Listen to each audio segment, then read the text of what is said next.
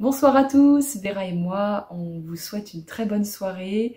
Alors ce soir on va parler de quelqu'un qui a été visité dans sa plus tendre enfance et qui non seulement a été visité dans sa plus tendre enfance mais a eu une mission assez dure elle. Il s'agit de Samuel. Alors on va avoir une étude biblique avec Gonzalo, mais avant on va rentrer tous ensemble dans la louange parce qu'on a besoin d'ouvrir nos cœurs en même temps que nos cerveaux. On a besoin de se libérer dans nos corps. Donc je vous invite vraiment à rentrer tous ensemble dans ce temps de louange et à penser à cette communauté qui nous lie par le Saint-Esprit. Amen. Bonne soirée. Salut à tous. Alors avec Maria Ressous, Philippe et moi-même, nous voulons placer cette louange dans l'encouragement. Et puis je vous invite juste à lire un passage de la seconde épître aux Corinthiens au chapitre 1, versets 5 à 7. De même, en effet, que les souffrances du Christ abondent pour nous, de même aussi notre encouragement abonde par le Christ. Si nous sommes dans la détresse, c'est pour votre encouragement et pour votre salut. Si nous sommes encouragés, c'est pour votre encouragement, pour que vous ayez la force d'endurer les mêmes souffrances que nous. Et notre espérance à votre égard est ferme, car nous le savons, comme vous avez part aux souffrances, vous avez part aussi à l'encouragement. Oui, Père, nous voulons vraiment prendre ce temps pour te louer, pour t'adorer. Nous voulons te rendre grâce parce que cette période de pandémie a été pour beaucoup difficile à vivre. Et nous voulons te les remettre parce que dans nos faiblesses, dans nos manques d'intelligence, dans nos manques de sagesse, on ne peut que s'en remettre à toi parce que toi tu peux tout. Parce que tu es tout puissant et que tu peux redresser ce qui est courbé, tu peux renforcer ce qui est affaibli, tu peux guérir ce qui est malade. Alors Père, même si aujourd'hui les églises sont vides, bien pour toi, ce n'est pas l'essentiel pour les remplir en ce moment même, c'est vraiment remplir nos cœurs. Alors nous voulons les ouvrir à toi, les disposer à toi, pour que ton Saint-Esprit les remplisse. Et gloire te soit rendue au nom de Jésus-Christ. Amen.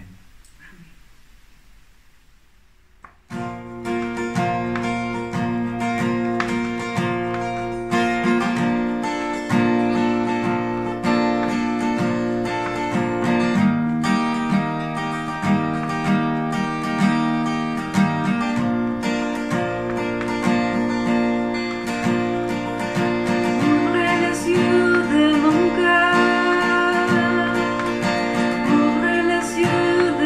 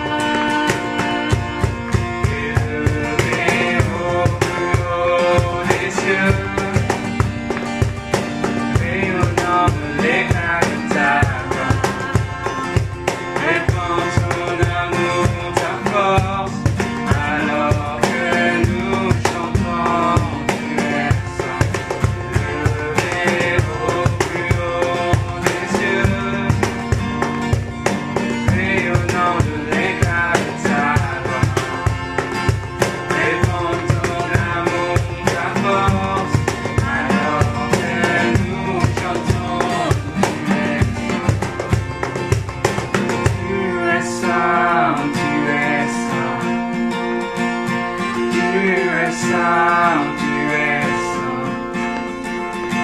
Tu es saint, tu es saint. Je désire te voir. Tu es saint, tu es saint. Tu es saint, tu es saint. Tu es saint, tu es saint. Je désire te voir. Tu es saint, tu es saint. Tu es saint, tu es saint. Tu es saint, tu es saint. Je désire te voir.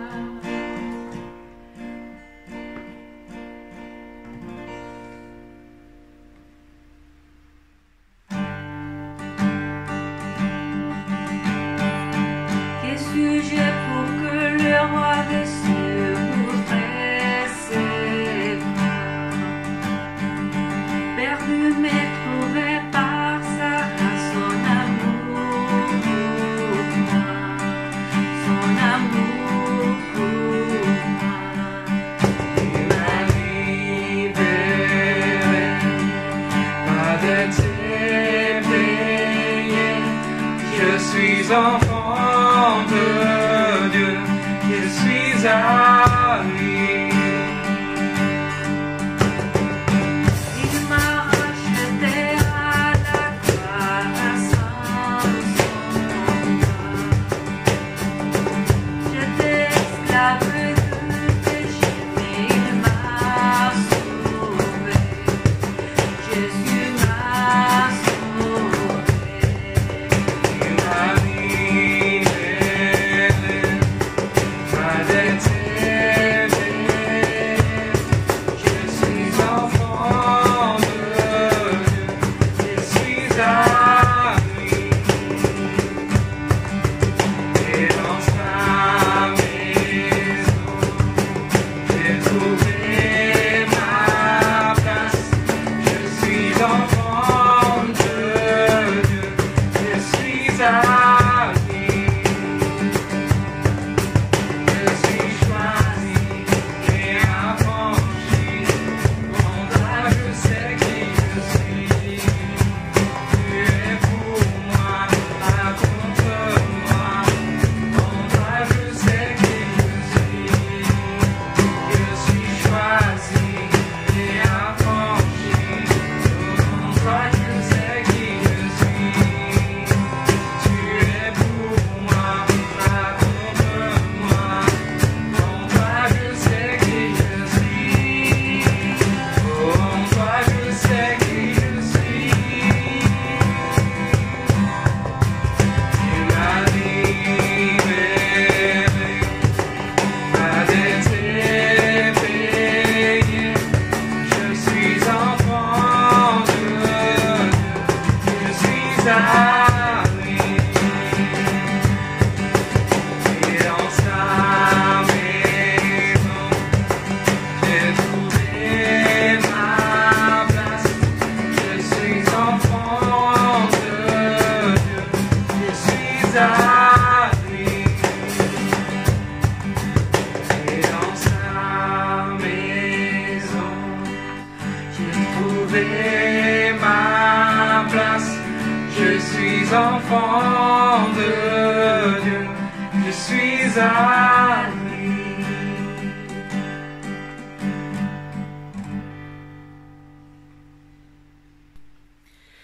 Salut les amis, salut frères et sœurs de l'église.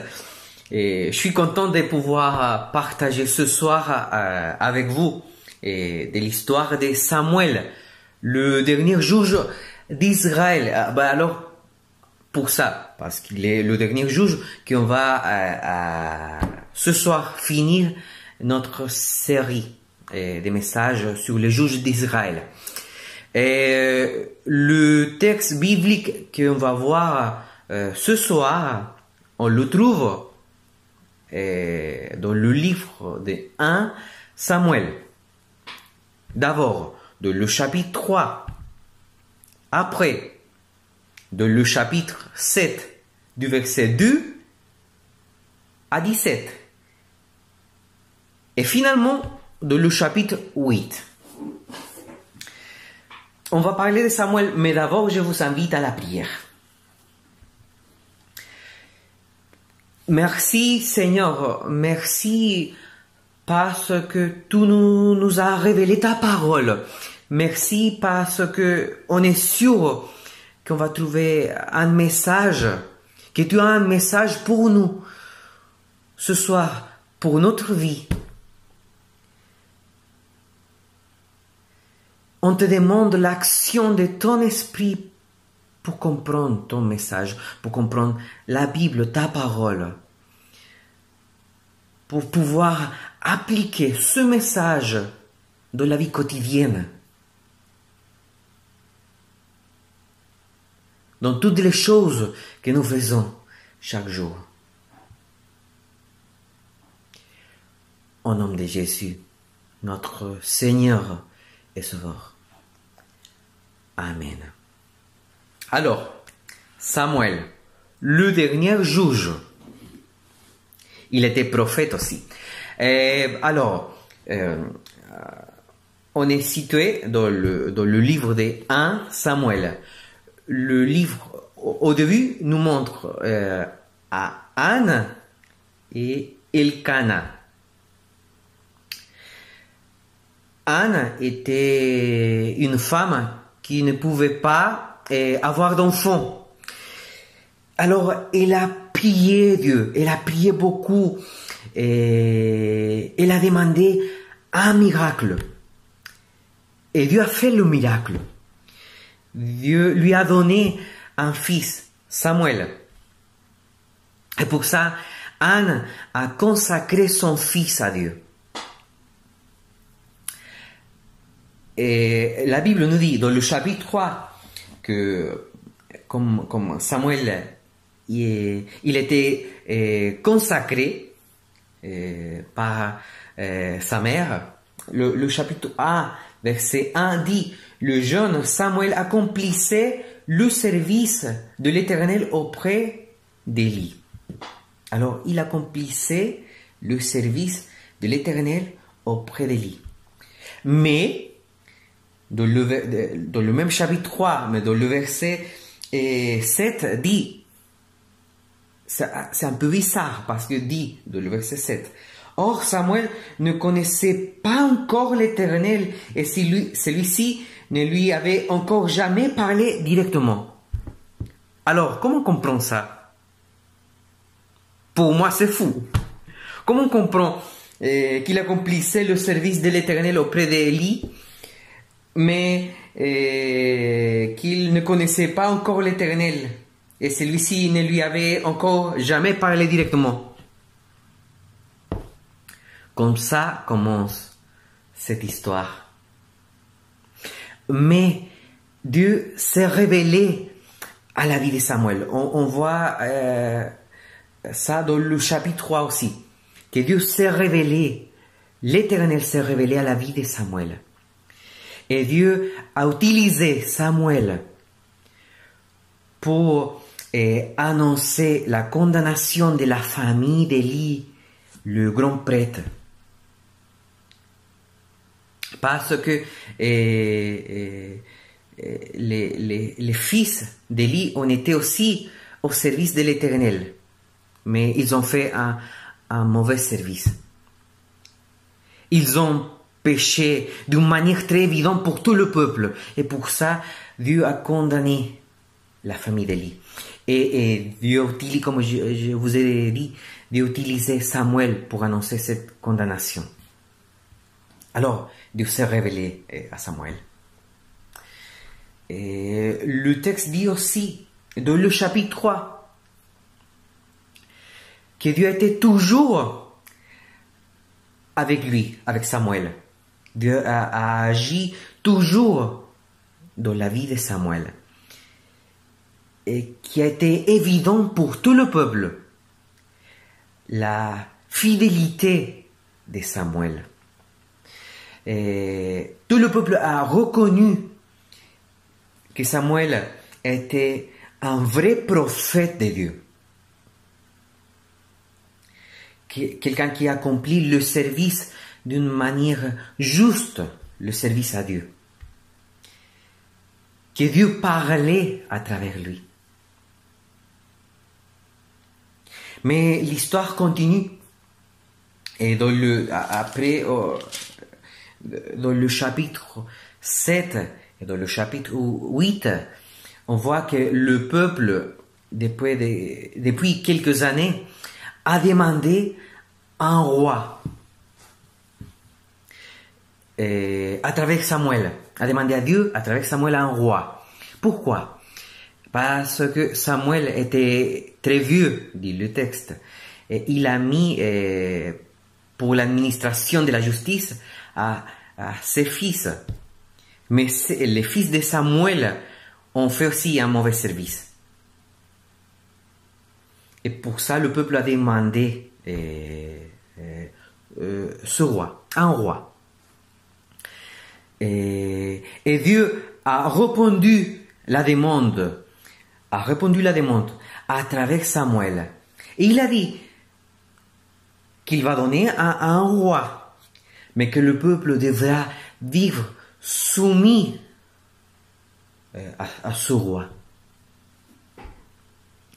Et je voudrais partager avec vous quelques pistes de méditation. D'abord, comme je vous ai dit, Samuel accomplissait le service de l'Éternel, mais il ne connaissait pas encore l'Éternel. Je pense que dans notre vie, nous avons besoin de voir en nous, voir notre vie, voir l'état de notre relation avec le Seigneur. C'est pas pour douter ou mettre en question notre relation avec Dieu, notre conversion. C'est pas pour ça. C'est pour cultiver de plus en plus une relation plus profonde, plus intime avec le Seigneur. Un jour, avec notre conversion, nous avons rencontré le Seigneur. Mais nous avons besoin chaque jour connaître de plus en plus Dieu. Et une deuxième piste de méditation. Dans cette demande du peuple qui a demandé un roi, je voudrais pas parler sur Samuel. Je voudrais mettre l'accent sur le peuple. Ils ont dit qu'ils voulaient un roi parce que Samuel était vieux et parce que ses enfants n'étaient pas justes avec l'administration de la justice. Parce que les enfants, les fils de Samuel ont fait un mauvais service. Ça paraît cohérent, logique. Je pense, on voit logique, cohérent la demande du peuple. Mais le texte dit aussi que Dieu a dit à Samuel, le peuple ne t'a pas rejeté à toi, Samuel. Le peuple m'a rejeté à moi, vieux.